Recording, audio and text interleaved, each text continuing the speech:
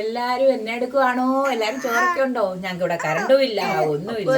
9 മണിട്ട് current പോയി. ഇപ്പൊ ഏതായാലും ഭാഗ്യത്തിനും അച്ഛനും വന്നു. അന്ന് എല്ലാവരും ഒന്നിച്ചിരുന്ന് വെളിയിരുന്ന് കഴിച്ചേക്കാന്ന് വിചാരിച്ചു. അതുകൊണ്ട് അച്ഛന് ദേ ചോറ് വിളമ്പി കൊടുത്തു. ഇന്ന് ഞങ്ങള് കറി എന്ന് വെച്ചാൽ അതെ കൂണ് കറിയാണ്. കൂണ് തീയല്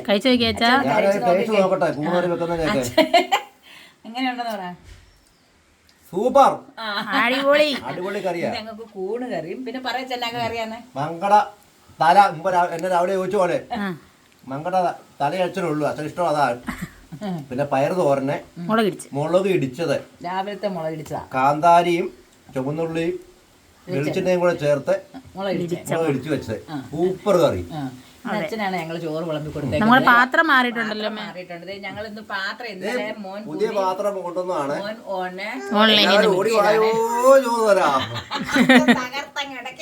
തകർക്കോ കേട്ടോ. അച്ഛന് ധൃതി. അച്ഛന് ചോറ് കിട്ടിയപ്പോ അച്ഛൻ വെച്ചോണ്ടിരിക്കാന്ന് ഇഷ്ടമല്ല. അച്ഛന് എളുപ്പം ഉണ്ണണം. അച്ഛന് എളുപ്പം ഉണ്ടോട്ടെ.